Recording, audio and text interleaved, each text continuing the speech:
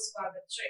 શૌર્યધામ ફાગવેલ સેવા ટ્રસ્ટ દ્વારા ધ્વજારોહણ અને સંકલ્પ સંમેલન યોજાયું। ખેડા જિલ્લાના કઠલાલ તાલુકામાં આવેલ ક્ષત્રિય વીર ભાથીજી મહારાજની ભૂમિ એવા ફાગવેલ ધામમાં શૌર્યધામ ફાગવેલ સેવા ટ્રસ્ટ દ્વારા ધ્વજારોહણ અને સંકલ્પ સંમેલન યોજાયું, જેમાં શૌર્યધામ ફાગવેલ સેવા ટ્રસ્ટના પ્રમુખ ભારતસિંહજી પરમાર, પૂર્વ મુખ્યમંત્રી શંકરસિંહજી વાઘેલા, અભિજીતસિંહ બરાડ, યુવરાજસિંહ જાડેજા, પૂર્વ કેન્દ્રીય મંત્રી ભરતસિંહ સોલંકી, કાળુસિંહ ડાભી, રતનસિંહજી રાઠોડ તેમજ ક્ષત્રિય સમાજના વિવિધ સંગઠનો સાથે જોડાયેલા હોદ્દેદારો, કાર્યકર્તાઓ, સામાજિક આગેવાનો ઉપસ્થિત રહ્યા હતા।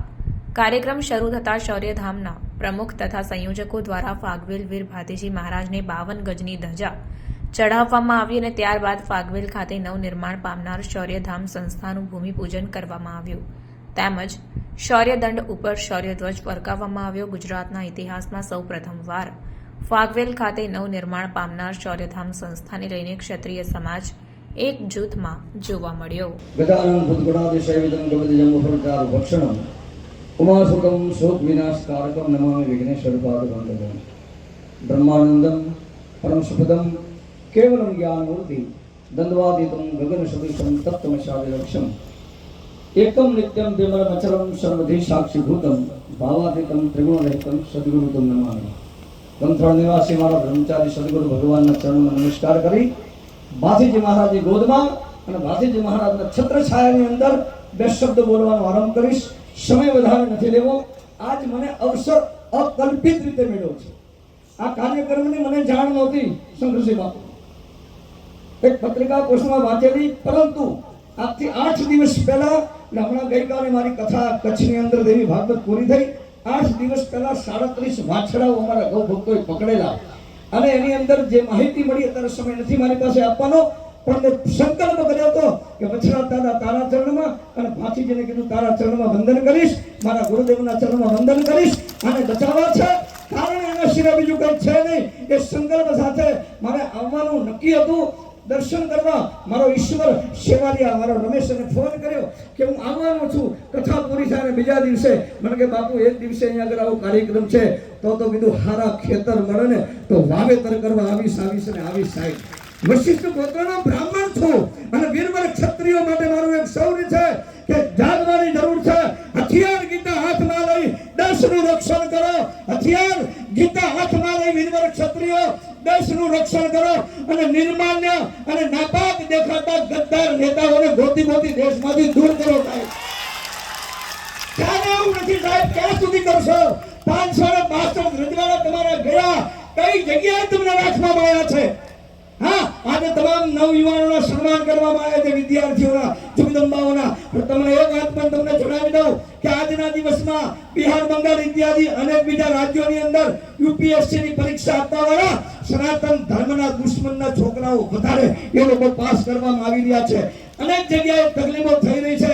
2.5 સેકન્ડ 3 સેકન્ડમાં ગામમાં આ દેશમાં ગાયોની ગધરામ થઈ રહી છે અને મને બરાબર પ્રસંગ યાદ છે।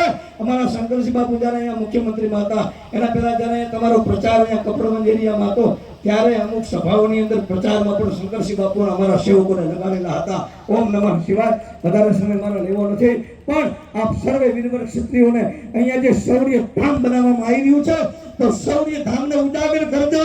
હા, અને સંપત્તિ માટે તમારી પાસે હું વશિષ્ઠ ગોત્રનો બ્રાહ્મણ છું, તમે સૂર્યવંશી ચંદ્રવંશી ક્ષત્રિયો છો, તમારી પાસે ભિક્ષા માંગવી છે, મને આપશો?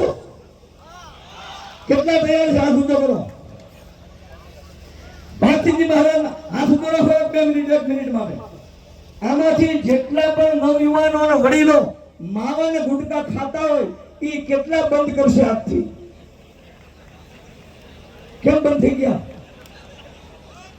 અરે આની અંદરથી લગભગ 1000 જેવા તો તમારા આ પંથકના ખાલી 1000-2000 જણા માવા ખાવાના બંધ કરે તો 2000 જણમાંથી રોજના 5 માવા થયા 10,000 અને 10,000 માવા એટલે એક મીંડું ચડાવી દે, રોજના થયા 1 લાખ રૂપિયા। કોઈનો દાન દક્ષિણા લેવાની તમારે જરૂર ન પડે સાહેબ।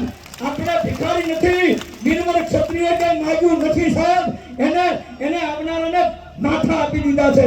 વધારે સમય નથી લેવો, પણ માથા મૂકે મોંઘવારી, દેશની પ્રજા બધી પીડાય છે, સત્તાધીશોને શું ખબર પડે ગરીબની દિશા શું થાય છે? ડિમાન્ડમાં વિભાગમાં મહેફિલોમાં પાર્ટીના ધારાસભ્યોને ખરીદવામાં અને વેચવામાં તમારા ને મારા પરસેવાના રૂપિયા મારા દીકરા વાપરી ખાય છે. જાગો ક્ષત્રિય વીર જાગો, ધર્મ બધો ભેળાય છે. જાગવાની જરૂર છે. જાગજો. પક્ષ અને પાર્ટી નહીં, હિન્દુ સનાતન ધર્મ માટે જેનું જીવન હોય, સનાતની પરંપરા માટે જેનું જીવન હોય, એના માટે તમે સાહેબ અવાજ ઉઠાવજો, એક બનજો. શાસ્ત્ર ધર્મધારી આ દેશની ક્ષત્રાણીઓએ જે કર્યું છે, હમણાં જ વાત ના કરી કે ભગવાનના અવતાર ક્યાં થયા. આજે પણ મારા હરિને આવવું છે, પણ મારો હરિ આજે જશો કૃષ્ણને આવવું છે, જશોદા ગોતે છે સાહેબ. હા, મારા હનુમાનજીને આવવું છે, અંજની ગોતે છે. અને માટે બધાનો સંબંધ લેતા આપ સર્વના હૃદયમાં રહેલી હિન્દુ સનાતન ધર્મની ભાવનાને વંદન કરી મારી વાણીને વિરામ આપું છું. બે આ કતર કરતો બધા હું બોલીશ. મારું સૂત્ર છે, जिसके दिल में गौ गंगा गायत्री और गीता के लिए प्रेम हो, जिसके दिल में गौ गंगा गायत्री गीता के लिए प्रेम हो और भारतवर्ष को हिंदू राष्ट्र घोषित कराने की तैयारी हो, ऐसे लोगों को हमारे आनंद आश्रम देवकावाड़ा आने की परमिशन है, और वो परमिशन नहीं है. હવે હું બોલીશ, ગૌ માતા અને રાષ્ટ્ર માતા તમારા બધાએ બોલવાનું જાહેર કરાવો, જાહેર કરાવો. જાહેર કરો શબ્દ નહીં, જાહેર કરાવો. અને જાહેર કરવા માટે રહેજો. ગાયના લોહીનું ટીપું ધરતી પર પડવાનું બંધ થઈ જાય. વસરાત દાદાની જગ્યામાં અને જ્યારે સોની ધામ બનાવવા જઈ રહ્યા છો, ત્યારે મને આનંદનો કોઈ પાર નથી સાહેબ. મારા પણ 21,111 રૂપિયા લખી દેજો. હવે બ્રાહ્મણ છું પણ મારા એના દેવા છે. બે સત્તર હું બોલીશ. ગૌ માતા અને રાષ્ટ્ર માતા તમારે કહેવાનું જાહેર કરાવો, જાહેર કરાવો. ગૌ માતા અને રાષ્ટ્ર માતા, આવાજ જોરદાર આપો. ગૌ માતા અને રાષ્ટ્ર માતા, ગૌ માતા અને રાષ્ટ્ર માતા, गौ माता की, गौ माता की, गौ माता की, वीर भाषी महाराज की. ओम नमः पार्वती पदम. ताजा करो.